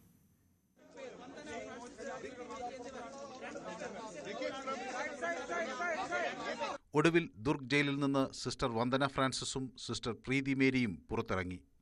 കേരളത്തിൽ നിന്നുള്ള കോൺഗ്രസ് ഇടത് MPമാരും MLAമാരും BJP നേതാക്കളും ബന്ധുക്കളും മറ്റു കന്യാസ്ത്രീകളും സ്വീകരിക്കുന്നതിനായി എത്തിയിരുന്നു. സന്തോഷം പങ്കുവയ്ക്കാൻ ജയിലിന് മുന്നിലെത്തിയ ചിലർ ഭരണഘടന അനുകൂല മുദ്രാവാക്യങ്ങൾ മുഴക്കി. പിന്നീട് കന്യാസ്ത്രീകൾ സമീപത്തെ മഠത്തിലേക്ക് പോയി. 50,000 രൂപയുടെ 2 പേരുടെ ഷുവർട്ടിയിലാണ് ജാമ്യം അനുവദിച്ചത്. പാസ്പോർട്ടും കോടതിയിൽ കെട്ടിവെക്കണം. രാജ്യം വിട്ടുപോകരുത്, മാധ്യമങ്ങളോട് സംസാരിക്കരുത്, 2 ആഴ്ചയിലൊരിക്കൽ പോലീസ് സ്റ്റേഷനിൽ ഹാജരാകണം എന്നിവയാണ് മറ്റു ഉപാധികൾ. सभी को बेल ग्रांट किया है और इस शर्त पे बेल ग्रांट किया है कि उनको 50,000 की श्योरिटी देनी है 50,000 की और 2 उसमें श्योरिटीज को जमा करना है जमानतदार. साथ ही साथ में एक शर्त यह है कि उनको अपने पासपोर्ट जमा करने पड़ेंगे, वो देश छोड़ के बाहर नहीं जा पाएंगे.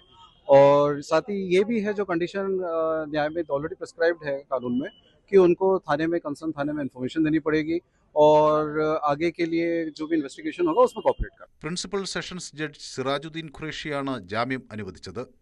ജാമ്യാപേക്ഷയെ സാങ്കേതികമായി മാത്രമാണ് പ്രോസിക്യൂഷൻ എതിർത്തത്. കേരളത്തിൽ നിന്നുള്ള നേതാക്കൾ മധുരം നൽകിയാണ് കോടതി വിധിയെ സ്വാഗതം ചെയ്തത്.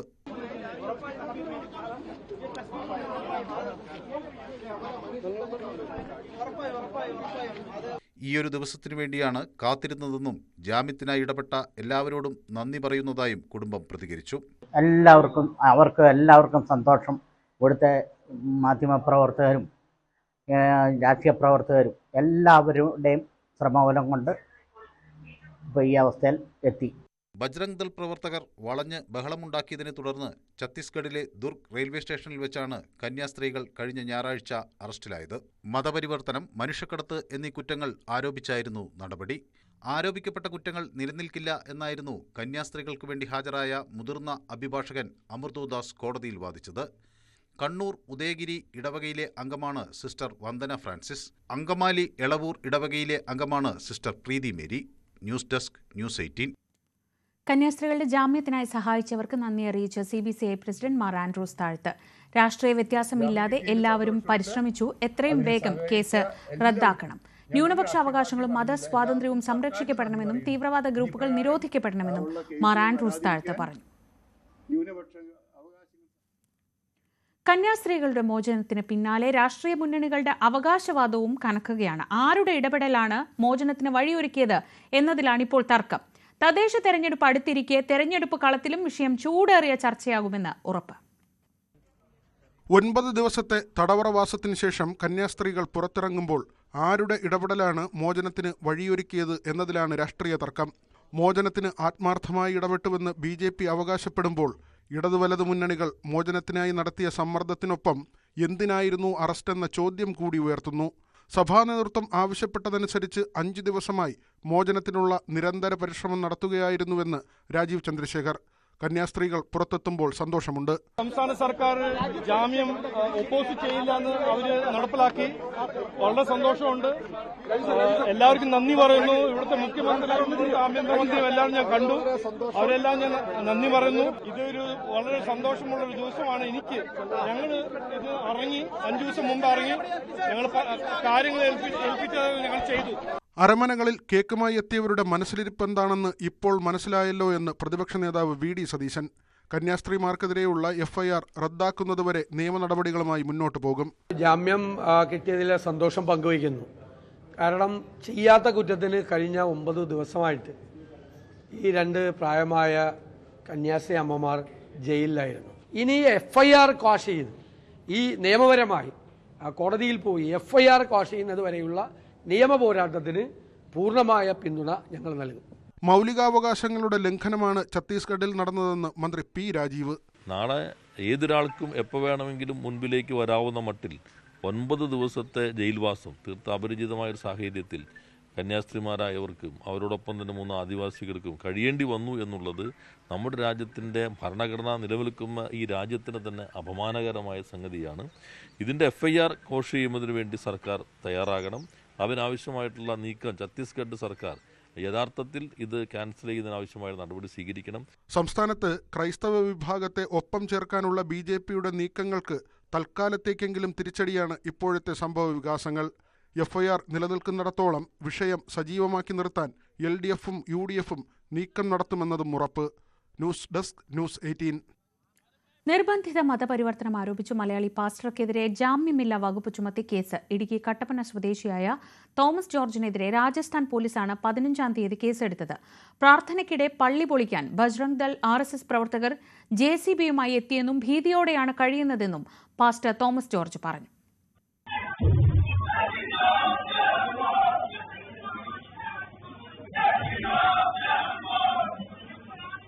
മതപരിവർത്തനം ആരോപിച്ച് ഛത്തീസ്ഗഡിൽ 2 മലയാളി കന്യാസ്ത്രീകളെ അറസ്റ്റ് ചെയ്തതിന് പിന്നാലെയാണ് സമാനമായ കേസ്. ജൂലൈ 15-നാണ് കട്ടപ്പന സ്വദേശിയായ തോമസ് ജോർജിനെതിരെ രാജസ്ഥാൻ പോലീസ് കേസെടുത്തത്.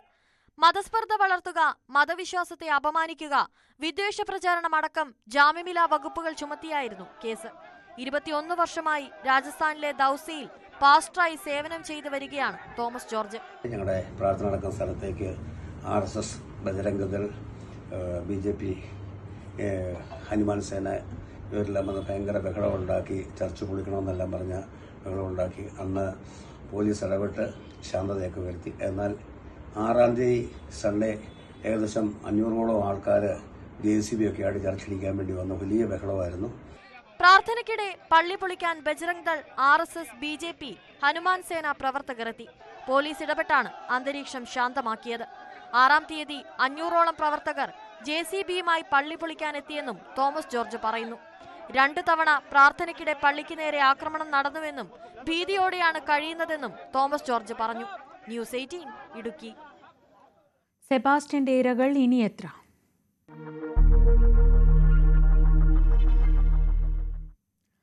ആലപ്പുഴ ചേർത്തലയിലെ ജൈനമ്മയുടെ തിരോധാനത്തിൽ നിർണായക വിവരം പുറത്തുവിട്ട ന്യൂസ് 18. പ്രതി സെബാസ്റ്റ്യൻ ജൈനമ്മയുടെ സ്വർണം തനിക്ക് വിറ്റുവെന്ന് ചേർത്തലയിലെ ശ്രീ വെങ്കടേശ്വർ ജ്വല്ലറി ഉടമ സദാശിവൻ ന്യൂസ് 18നോട് സ്ഥിരീകരിച്ചു. 25 ഗ്രാം സ്വർണം വിൽക്കാൻ എത്തിയത് ജൈനമ്മയെ കാണാതായ ഡിസംബർ 24-നും 30-നും ഇടയിലാണ്. ആദ്യം ഫോണിൽ വിളിച്ച സെബാസ്റ്റ്യൻ പിന്നീട് നേരിട്ടെത്തി സ്വർണം നൽകുകയും പണം കൈപ്പറ്റുകയുമായിരുന്നു. ന്യൂസ് 18ന്റെ അന്വേഷണത്തിലാണ് ഇക്കാര്യം കണ്ടെത്തിയത്. ജൈനമ്മ തിരോധാന കേസിലെ അതിനിർണായകമായ വിവരങ്ങളാണ് ന്യൂസ് 18 സ്റ്റിംഗ് ഓപ്പറേഷനിലൂടെ പുറത്തുവിടുന്നത്. ജൈനമ്മയുടെ സ്വർണം സെബാസ്റ്റ്യന്റെ കൈവശം ഉണ്ടായിരുന്നുവെന്നും തങ്ങൾക്ക് വിറ്റുവെന്നും ശ്രീ വെങ്കടേശ്വർ ജ്വല്ലറി ഉടമയിൽ നിന്നും വ്യക്തം. ഇവിടെ കൊണ്ടുവന്നാണോ പണയം വിറ്റത്? പണയം വെച്ചത് വേറെ ബാങ്കിൽ. ഏത് ബാങ്കിലായിട്ടാ വെച്ചത്? കുന്നത്തല്ലേ?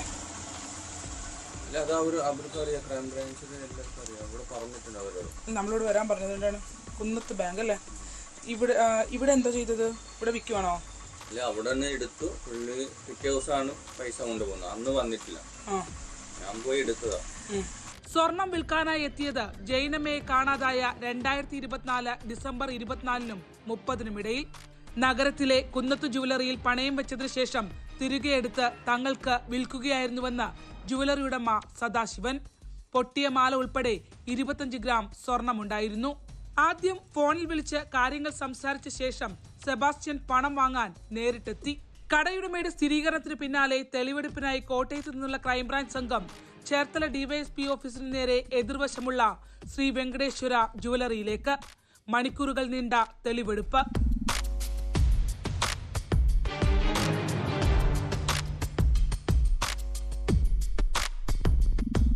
സ്വർണം വിറ്റ വിവരം സ്ഥിരീകരിച്ച് ക്രൈംബ്രാഞ്ച് DYSP സാജൻ സ്കറിയ. നമ്മളതിന്റെ തെളിവ് ശേഖരണത്തിലാണ് ഇതൊക്കെ നമ്മൾ തെളിവുണ്ടായിട്ടാണ് നമ്മൾ ചെയ്യുന്നത്. അപ്പൊ അതിപ്പോ ഒന്നും വെളിപ്പെടുത്താനായിട്ടില്ല. അന്വേഷണത്തിന്റെ ഭാഗമായിട്ടും ചെയ്യുന്ന കാര്യങ്ങളാണ്. അപ്പൊ അതുകൊണ്ട് ഇതെല്ലാം കൃത്യമായിട്ട് പറയും. ഉച്ചയ്ക്ക് ശേഷം കുന്നത്ത് ജ്വല്ലറിയിലും തെളിവെടുപ്പ് നടത്തി. അന്വേഷണ സംഘം കോട്ടയത്തേക്ക് മടങ്ങി. സെബാസ്റ്റ്യനുമായി ബന്ധപ്പെട്ട ജൈനമ്മ തിരോധാന കേസിലെ ഏറ്റവും നിർണായകമായ വെളിപ്പെടുത്തലായിരുന്നു ശ്രീ വെങ്കടേശ്വര ജ്വല്ലറി ഉടമയുടേത്. ഒപ്പം തന്നെ വീണുകിട്ടിയ തുമ്പിന്മേൽ പരമാവധി വിവരങ്ങൾ ശേഖരിക്കുകയാണ് ക്രൈംബ്രാഞ്ച് സംഘം. ആലപ്പുഴ ചേർത്തലയിൽ നിന്നും ശരണ്യ സ്നേഹജൻ, ന്യൂസ് 18.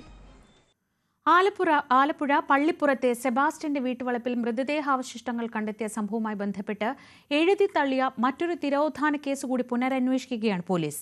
2020 ചേർത്തല തിരുവഴയിൽ നിന്ന് കാണാതായ സിന്ധു എന്ന് വിളിക്കുന്ന ബിന്ദുവിന്റെ തിരോധാന കേസാണ് വീണ്ടും പരിശോധിക്കുന്നത്. വീട്ടിൽ നിന്നും തിരുവിഴ ക്ഷേത്രത്തിലേക്ക് പോയ സിന്ധു പിന്നീട് മടങ്ങി വന്നിട്ടില്ലെന്ന് കുടുംബം പറയുന്നു. മകളുടെ വിവാഹത്തിന് 2 മാസം മാത്രം ശേഷിക്കുകയായിരുന്നു ബിന്ദുവിന്റെ അപ്രതീക്ഷിത തിരോധാനം. News 18 exclusive. Cherthala south panchayat 13-ാം വാർഡിൽ വള്ളാകുന്നത്ത് വെളിയിൽ ബിന്ദു കാണാതാകുമ്പോൾ 43 വയസ്സ് പ്രായം. 2020 ഒക്ടോബർ 10-ാം തീയതി വൈകിട്ട് 6:30 തിരുവിഴ ക്ഷേത്രത്തിലേക്ക് പോയതാണ്. പിന്നീട് ആരും ബിന്ദുവിനെ കണ്ടിട്ടില്ല. എന്ത് പറ്റിയെന്ന് ഇന്ന് വരെ ഞങ്ങൾക്ക് അറിയില്ല, കിട്ടിയിട്ടില്ല. മകളുടെ വിവാഹ തീയതി കുറിച്ചുകൊണ്ടുള്ള ചടങ്ങുകൾ കഴിഞ്ഞതിന്റെ പിറ്റേ ദിവസമാണ് ബിന്ദുവിനെ കാണാതാകുന്നത്. വിവാഹത്തിനുള്ള സ്വർണമടക്കം കണ്ടെത്തി വെച്ചിരുന്നു.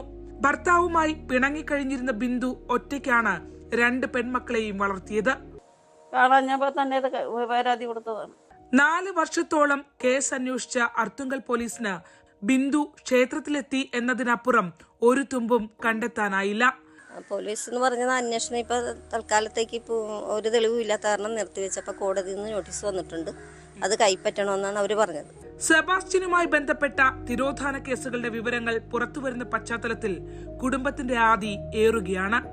ബിന്ദു പത്മനാഭൻ, ആയിഷ, ജൈനമ്മ തിരോധാന കേസുകൾ നിരീക്ഷിക്കുന്ന അന്വേഷണ സംഘം ഈ സ്ത്രീകൾ ഒന്നും തന്നെ ജീവിച്ചിരിക്കാൻ സാധ്യതയില്ല എന്ന് ഏറെക്കുറെ ഉറപ്പിച്ചിരിക്കുന്നു. സ്ഥിരം കുറ്റവാളിയെന്ന് വിലയിരുത്തുന്ന സെബാസ്റ്റ്യൻ 2012 ശേഷം 2024 വരെ തന്റെ കുറ്റവാസനയിൽ നിന്ന് മാറി നിന്നതായി പോലീസ് കരുതുന്നില്ല. അതുകൊണ്ട് തന്നെ ചേർത്തല തിരുവഴയിൽ നിന്ന് കാണാതായ ബിന്ദുവിന്റെ തിരോധാനത്തിന് ചേർത്തലയിലെ മറ്റു സ്ത്രീകളുടേതുപോലെ സെബാസ്റ്റ്യനുമായി ബന്ധമുണ്ടോ എന്ന് ഇടകീറി പരിശോധിക്കാനാണ് അന്വേഷണ സംഘത്തിന്റെ തീരുമാനം. ബിന്ദു കഷ്ടപ്പെട്ട് പോറ്റി വളർത്തിയ 2 മക്കൾ. അവരിലൊരാളുടെ വിവാഹത്തിന് 2 മാസം മുമ്പാണ് ബിന്ദുവിനെ കാണാതാകുന്നത്. ഒരിക്കലും ആ അമ്മയ്ക്ക് ഇവിടെ നിന്ന് പോകാൻ കഴിയാത്ത ഒരു സാഹചര്യത്തിൽ തീർച്ചയായും ബിന്ദുവിന് എന്തോ സംഭവിച്ചിട്ടുണ്ട്. ഉത്തരം പറയേണ്ടത് അർത്തുങ്കൽ പോലീസാണ്. ആലപ്പുഴയിൽ നിന്നും ശരണ്യ സ്നേഹജൻ, ന്യൂസ് 18. ധർമ്മസ്ഥലയിൽ പരിശോധന തുടരുന്നു.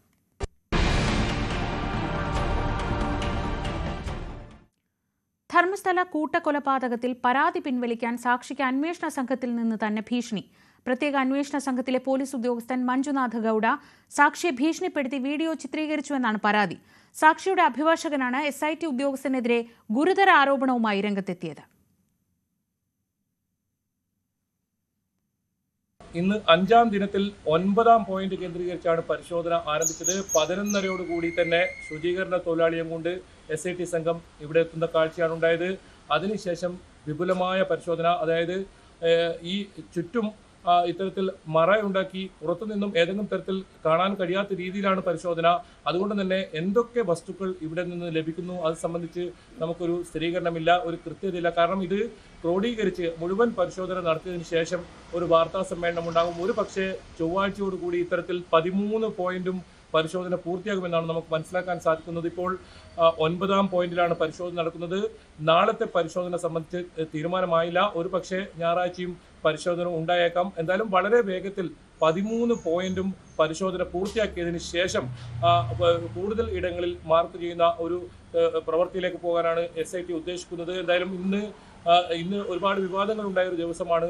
അതുകൊണ്ട് തന്നെ ഇന്നത്തെ തെരച്ചിൽ ഉണ്ടാകുമോ എന്ന സംശയമൊക്കെ ഉണ്ടായിരുന്നു. പക്ഷേ അത് ചർച്ചയിലൂടെ പരിഹരിച്ചതിന് ശേഷം ഒരു പരിശോധനയ്ക്ക് എത്തുന്ന സാഹചര്യമാണ് ഉണ്ടായത്. ഇന്നും കനത്ത സുരക്ഷാ സംവിധാനങ്ങളോടുകൂടി തന്നെയാണ് ശുചീകരണ തൊഴിലാളിയെ ഇവിടെ എത്തിച്ചത്. അതോടൊപ്പം ശുചീകരണ തൊഴിലാളി ചൂണ്ടിക്കാട്ടിയ ഇടം അത് വിശദമായി പരിശോധിച്ചിരിക്കുന്നു. എന്തായാലും 6ാം പോയിന്റ് നമുക്ക് കൃത്യമായി കാണാൻ സാധിക്കുന്നുണ്ടായിരുന്നു എന്തൊക്കെ അവിടെ പ്രവർത്തികൾ നടക്കുന്നുണ്ട്. പക്ഷേ അതിനുശേഷം ഇതിന് ചുറ്റും ഇത്തരത്തിൽ മറച്ചു വെച്ചാണ് ഇപ്പോൾ പരിശോധന നടക്കുന്നത്. JCB ഉപയോഗിച്ച് പരിശോധന നടക്കുന്നു. വളരെ വേഗത്തിൽ ഈ പരിശോധന 13 പോയിന്റും പൂർത്തിയാക്കാനാണ് SIT ഉദ്ദേശിക്കുന്നത്. അതായത് 500 മീറ്റർ മാത്രം വ്യത്യാസത്തിലാണ് ഇനി 12 പോയിന്റുകളും ഉള്ളത്.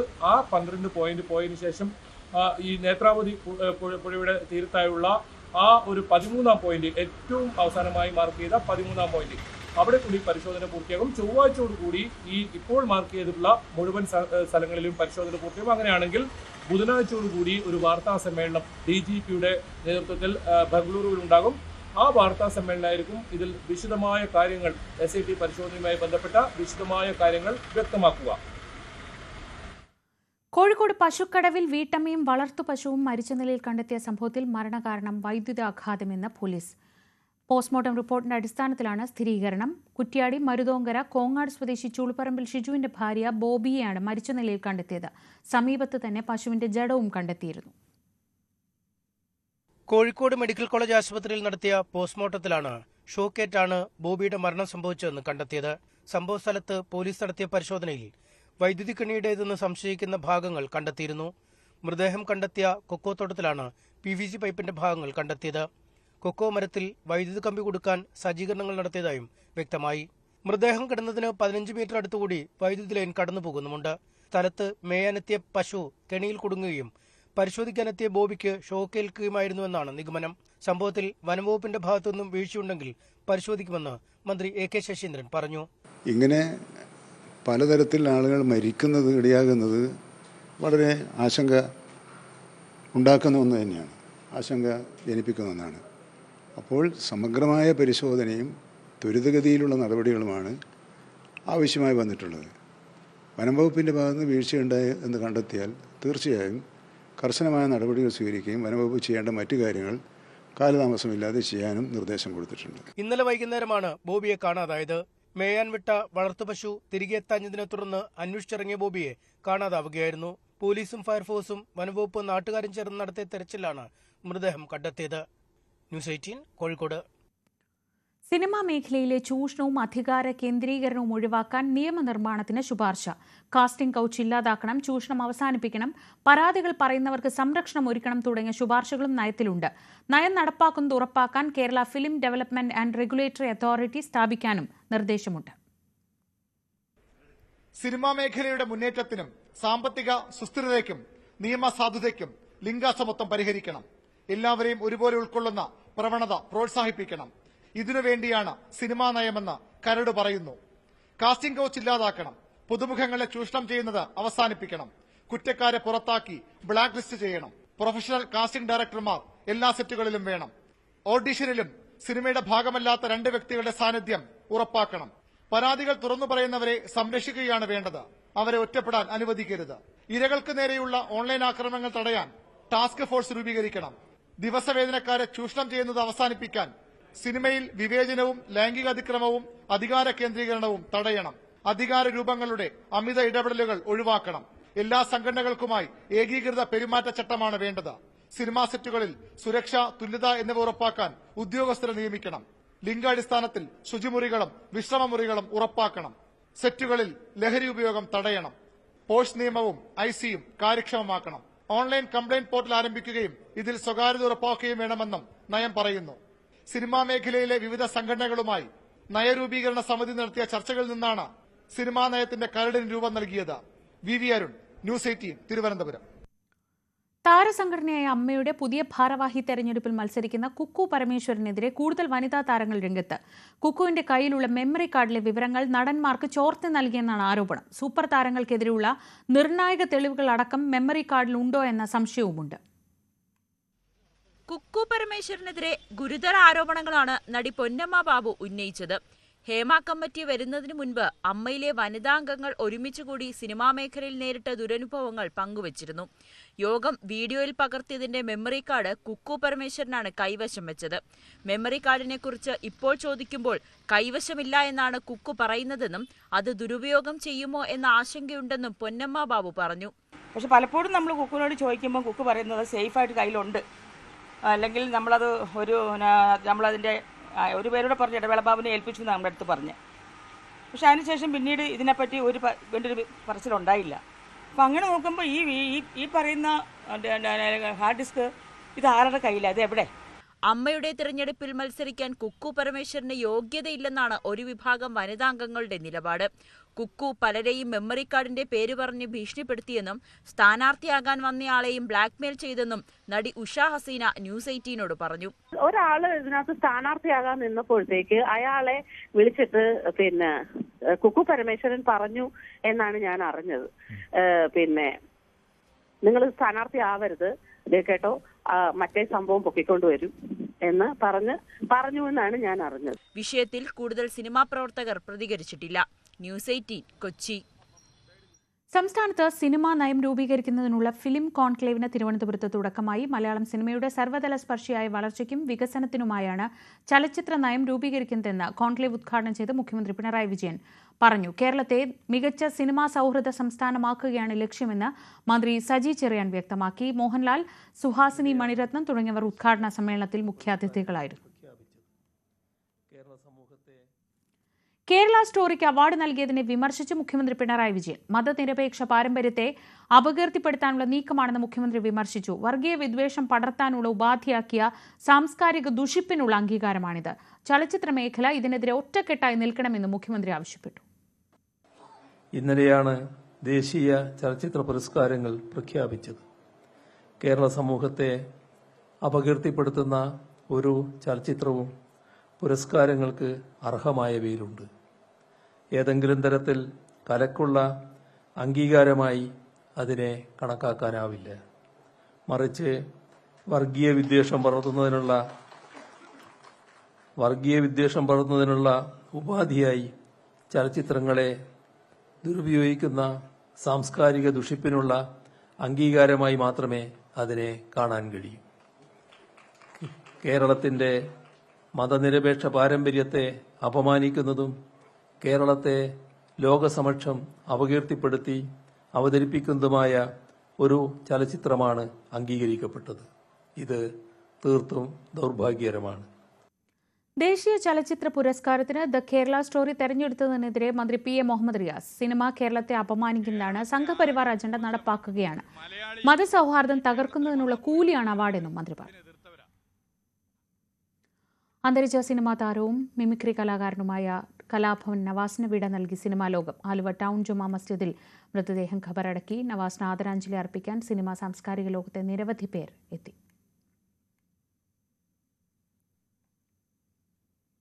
ആറന്മുളയിലെ പെയ്ഡ് വള്ളസദ്യ റദ്ദാക്കി. പള്ളിയോട സേവാ സംഘത്തിന്റെ എതിർപ്പിന് പിന്നാലെയാണ് തീരുമാനം.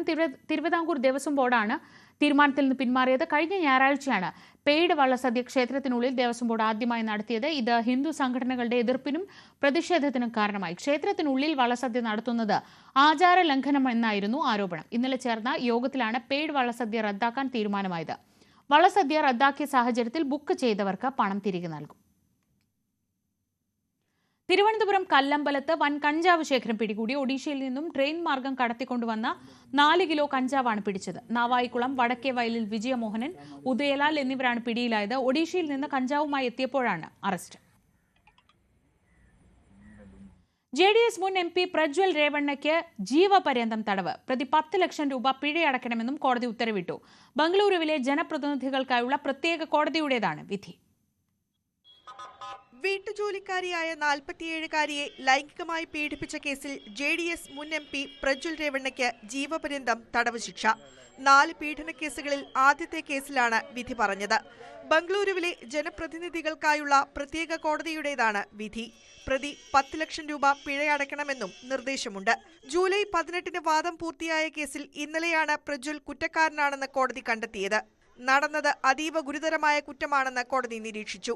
പ്രജ്വലിന്റെ പിതാവിന്റെ ഫാം ഹൌസിൽ ജോലി ചെയ്തിരുന്ന സ്ത്രീയെ 2021 മുതൽ തുടർച്ചയായി പ്രതി ബലാത്സംഗം ചെയ്തിരുന്നു. വിവരം പുറത്തു പറഞ്ഞാൽ ദൃശ്യങ്ങൾ പുറത്തുവിടുമെന്നായിരുന്നു ഭീഷണി. വിചാരണ വേളയിൽ പ്രജ്വൽ രേവണ്ണയെയും 26 സാക്ഷികളെയും കോടതി വിസ്തരിച്ചു. തുടർന്ന് ബലാത്സംഗം, ലൈംഗിക പീഡനം, ഭീഷണിപ്പെടുത്തൽ, സ്വകാര്യ ചിത്രങ്ങൾ നിയമവിരുദ്ധമായി പ്രചരിപ്പിക്കൽ തുടങ്ങിയ വിവിധ വകുപ്പുകൾ പ്രകാരം കുറ്റം ചുമത്തുകയായിരുന്നു. കേസിൽ കുറ്റക്കാരനാണെന്ന് തെളിഞ്ഞതോടെ കോടതിയിൽ പൊട്ടിക്കരഞ്ഞുകൊണ്ട് ശിക്ഷയിൽ ഇളവ് നൽകണമെന്ന് പ്രജ്വൽ അപേക്ഷിച്ചിരുന്നു. തനിക്കെതിരെയുള്ള ആരോപണങ്ങൾ അടിസ്ഥാനരഹിതമാണെന്നും തന്റെ രാഷ്ട്രീയ ഭാവി തകർക്കാൻ പ്രോസിക്യൂഷൻ സ്ത്രീയെക്കൊണ്ട് നിർബന്ധിച്ച് പരാതി കൊടുപ്പിച്ചതാണെന്നും പ്രജ്വൽ വാദിച്ചു. എന്നാൽ ഇതൊന്നും കോടതി ചെവിക്കൊണ്ടില്ല. പ്രജ്വൽ ഉൾപ്പെട്ട 2000-ലധികം അശ്ലീല വീഡിയോ ക്ലിപ്പുകൾ സമൂഹ മാധ്യമങ്ങളിൽ പ്രത്യക്ഷപ്പെട്ടതിനെ തുടർന്നാണ് കർണാടക JDSനെ പിടിച്ചുകുലുക്കിയ വിവാദത്തിന് തുടക്കമിട്ടത്. ഇതുമായി ബന്ധപ്പെട്ട് കഴിഞ്ഞ വർഷം ഇയാൾക്കെതിരെ 3 കേസുകളും രജിസ്റ്റർ ചെയ്തിട്ടുണ്ട്. അശ്ലീല ദൃശ്യങ്ങൾ പുറത്തുവന്നതിന് പിന്നാലെ നടന്ന 2024-ലെ ലോക്സഭാ തെരഞ്ഞെടുപ്പിൽ കർണാടകയിലെ ഹാസൻ മണ്ഡലത്തിൽ പ്രജ്വൽ പരാജയപ്പെട്ടിരുന്നു. വിവാദങ്ങൾക്ക് പിന്നാലെ JDS പ്രജ്വലിനെ സസ്പെൻഡ് ചെയ്യുകയും ചെയ്തു. News desk, news 18. മലപ്പുറം മഞ്ചേരിയിൽ വാഹന പരിശോധനയ്ക്കിടെ ഡ്രൈവറുടെ മുഖത്തടിച്ച പോലീസ് ഉദ്യോഗസ്ഥന് സ്ഥലമാറ്റം. മഞ്ചേരി ട്രാഫിക് യൂണിറ്റിലെ ഡ്രൈവർ നൌഷാദിനെയാണ് പടിഞ്ഞാറ്റുമുറി AR ക്യാമ്പിലേക്ക് മാറ്റിയത്. കാക്കിയിടാത്തതിന് ചുമത്തിയ പിഴത്തുക കുറച്ചു തരണമെന്നാവശ്യപ്പെട്ടതിനായിരുന്നു മർദ്ദൻ.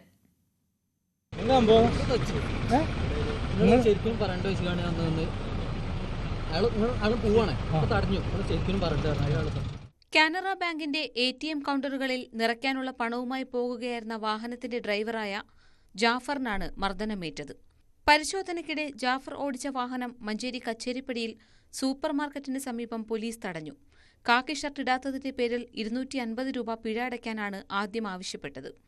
പിഴ അടയ്ക്കാനുള്ള രസീത് നൽകിയപ്പോൾ തുക 500 രൂപയായി. ദിവസവേതനക്കാരനാണെന്നും പിഴത്തുക കുറയ്ക്കണമെന്നും ജാഫർ ആവശ്യപ്പെട്ടെങ്കിലും പോലീസ് വഴങ്ങിയില്ല. പണമടയ്ക്കാനാകില്ലെന്ന് ജാഫർ പറഞ്ഞതോടെ തർക്കമായി. പിന്നാലെയായിരുന്നു മർദ്ദനം. ജോലി കളയാനൊന്നുമില്ല, എനിക്ക് അങ്ങനത്തെ ഒന്നുമില്ല, അയാളും ജീവിക്കേണ്ട ആളല്ലേ, നമുക്ക് കുടുംബം. ഞാൻ അയാളോടൊക്കെ പറഞ്ഞു, അയാളോടൊന്ന് സ്റ്റേഷനിൽ ഞാൻ നല്ല രീതിയിൽ കയ്യെ കൊടുത്ത് കണ്ടാൽ പോകുന്നത്.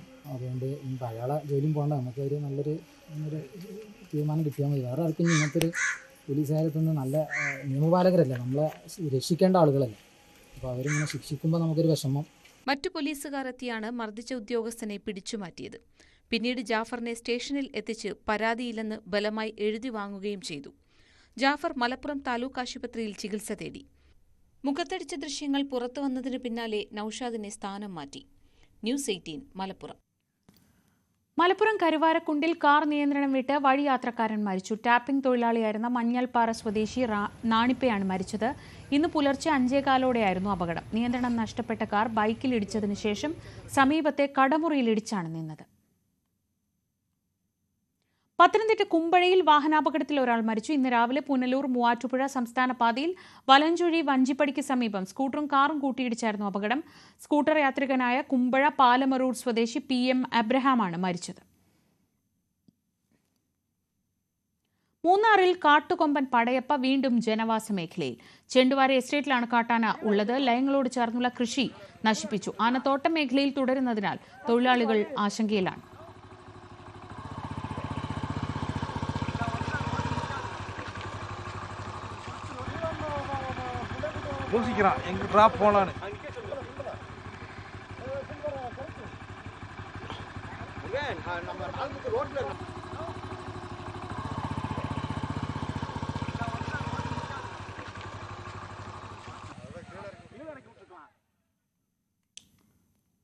തിരുവനന്തപുരം നഗരവും ഗ്രാമങ്ങളും വികസന കുതിപ്പിലാണെങ്കിലും ബോണക്കാട് എസ്റ്റേറ്റിലെ തൊഴിലാളികൾക്ക് ചികിത്സ നേടാനുള്ള ദൂരം ഇപ്പോഴും പഴയത് തന്നെ. അടിയന്തര ഘട്ടങ്ങളിൽ 26 കിലോമീറ്റർ അപ്പുറത്തുള്ള ആശുപത്രിയാണ് ഇന്നും അവർക്ക് ഏക ആശ്വാസം. ആരോഗ്യ സബ് സെന്റർ കൊണ്ടുവരുമെന്ന കളക്ടറുടെ ഉറപ്പ് 2 വർഷം കഴിഞ്ഞിട്ടും നടപ്പായില്ല. ഞങ്ങൾ തൊഴിലുറപ്പ് പണിക്കാണ് പോയത്. ഒരു 2:45 അങ്ങോട്ടാ. അങ്ങനെ എൻ്റെ ആളെയും ഒരാളിന് പാമ്പ് കടിച്ച്. അപ്പം ഞങ്ങൾ അതിന് വേണ്ടി ഞങ്ങൾ അവിടെ നോക്കാൻ പോയി. ചെന്നപ്പോൾ കാണാൻ ഈ പാമ്പ് അപ്പടി കടിച്ച് എൻ്റെ കയ്യിൽ അങ്ങനെ കൊത്തി. അവസാനം ഇതിരെ ആശുപത്രിയിൽ കൊണ്ടുപോകുന്ന ആംബുലൻസിനെ വിളിച്ച് ആ പുള്ളിക്കാരൻ ആംബുലൻസ് കൊണ്ടുപോയി. വേറെ ഒരു ബൈക്കിലാണ് എന്നെ കൊണ്ട് ആശുപത്രി അയച്ച്. അപ്പോഴും പോയത് കൊണ്ട് രക്ഷ. സെൽവരാജ് മരണത്തെ മുഖാമുഖം കണ്ടത് 2 മണിക്കൂറോളമാണ്. ഭാഗ്യം തുണച്ചതുകൊണ്ട് മാത്രമാണ് ജീവൻ തിരിച്ചു പിടിക്കാനായത്. ഒരു കാലത്ത് എല്ലാ സംവിധാനങ്ങളും ലഭ്യമായ തേയില പ്ലാന്റേഷനിൽ ജോലി ചെയ്തവർക്ക് ഇന്ന് അടിയന്തര ഘട്ടങ്ങളിൽ ആശുപത്രി സേവനത്തിനായി 26 കിലോമീറ്റർ അകലെയുള്ള വിതുര താലൂക്ക് ആശുപത്രിയെ ആശ്രയിക്കേണ്ട ഗതികേടിലാണ്. തേയിലത്തോട്ടം നിലനിന്നിരുന്ന സമയത്ത് ആശുപത്രി സൗകര്യമുണ്ടായിരുന്നു. എന്നാൽ 2000-ൽ കമ്പനി പൂർണ്ണമായി അടച്ചതോടെ അതില്ലാതായി. തേയില കമ്പനി ഇല്ലാതായതോടെ പുതുതലമുറ ഇവിടം വിട്ട് ജോലിക്കും മറ്റുമായി മറ്റ് സ്ഥലങ്ങളിലേക്ക് മാറി. അതോടെ തനിച്ചായി പോയ നിരവധി കുടുംബങ്ങളും ഇവിടെയുണ്ട്. ആശുപത്രി കണ്ടിപ്പാ കെട്ടണം. ഇവിടെ 4 ആശുപത്രി കെട്ടാൻ ഇടമുണ്ട്. എന്തിടം ഇല്ലാത്തത്? രോഗികളെ പാതിരാത്രി ആറ് കൊണ്ടുപോകും? ആ മക്കളുണ്ടെങ്കിൽ തൊഴിലെടുത്ത് റോട്ടിൽ കൊണ്ടുപോയാൽ 600 രൂപ വേണം. അവൻ എവിടെ നിന്ന് മരിക്കും? നിലവിൽ 150ഓളം കുടുംബങ്ങൾ ലയങ്ങളിൽ താമസിക്കുന്നുണ്ട്. മന്ത്രിമാരായ ശിവൻകുട്ടി, KN ബാലഗോപാൽ എന്നിവർ 2023-ൽ ബോണക്കാട് സന്ദർശിച്ചപ്പോൾ ആരോഗ്യ സംവിധാനം ഒരുക്കാൻ കലക്ടർക്ക് നിർദ്ദേശം നൽകിയിരുന്നു. എന്നാൽ സാങ്കേതിക തടസ്സങ്ങൾ കാരണം തീരുമാനം നീളുകയാണ്. അഗസ്ത്യാർകൂടം ട്രെക്കിംഗ് നടത്തുന്നവർക്ക് പെട്ടെന്നുണ്ടാകുന്ന അപകടങ്ങളിലും 40 കിലോമീറ്ററിലധികം ദൂരത്തുള്ള ആശുപത്രി സേവനം വലിയ വെല്ലുവിളി ഉയർത്തുന്നുണ്ട്. ബോണക്കാട് ആശുപത്രി സേവനം കൊണ്ടുവന്നാൽ ഇതിനും ഒരു പരിധിവരെ പരിഹാരമുണ്ടാകും. ഒരു കാലത്ത് തേയിലത്തോട്ടങ്ങളാൽ സമ്പന്നമായ ബോണക്കാട് എസ്റ്റേറ്റിൽ ഇന്ന് താമസിക്കുന്നതിൽ പലരും വയോജനങ്ങളാണ്. ഓരോ ആരോഗ്യ പ്രശ്നമുണ്ടാകുമ്പോഴും 2 മണിക്കൂറോളം സഞ്ചരിക്കാനുള്ള സാമ്പത്തിക സ്ഥിതിയും ഇന്ന് അവർക്കില്ല. അതുകൊണ്ട് തന്നെ ബോണക്കാട് എസ്റ്റേറ്റിൽ ഒരു പ്രാഥമിക ആരോഗ്യ കേന്ദ്രം എന്ന ആവശ്യം ന്യായവുമാണ്. ക്യാമറമാൻ അരുൺ പാലോടിനൊപ്പം സാരംഗ് സുധാകരൻ, ന്യൂസ് 18 തിരുവനന്തപുരം. പാലക്കാട് കല്യാൺ സിൽക്സും ഹൈപ്പർ മാർക്കറ്റും ഇനി ഒരു കുടക്കീഴിൽ. പുതിയ ഷോപ്പിംഗ് സമുച്ചയത്തിന്റെ ഉദ്ഘാടനം മന്ത്രി MP രാജേഷ് നിർവഹിച്ചു. ചടങ്ങിൽ Palakkad MP VK Sreekandan, MLA Rahul Mamkootathil, നഗരസഭാ കൗൺസിലർ സാജു ജോൺ എന്നിവരും പങ്കെടുത്തു. Kalyan silks and hyper market ചെയർമാനും മാനേജിംഗ് ഡയറക്ടറുമായ TS Pattabhiraman, Kalyan silks executive ഡയറക്ടർമാരായ Prashanth Pattabhiraman, Mahesh Pattabhiraman, Kalyan hyper market executive ഡയറക്ടർമാരായ വർധിനി പ്രകാശ്, മധുമതി മഹേഷ് എന്നിവരും ചടങ്ങിൽ പങ്കെടുത്തു. 5 നിലകളിലായി 1 ലക്ഷത്തിലേറെ ചതുരശ്ര അടിയിലാണ് ഈ ഷോപ്പിംഗ് സമുച്ചയം. 300-ലധികം കാറുകൾക്ക് പാർക്ക് ചെയ്യാനാവുന്ന വിശാലമായ കാർ പാർക്കിംഗ് സൗകര്യവുമുണ്ട്.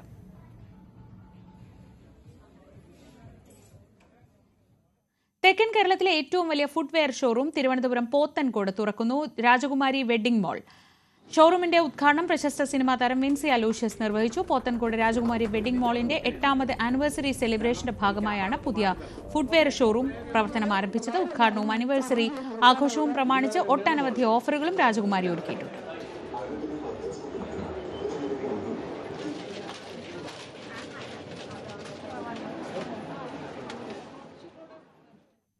Live at 6 പൂർണ്ണമാവുന്നു. ഇനി പ്രൈം ഡിബേറ്റിൽ മഞ്ജുഷ് ഗോപാൽ.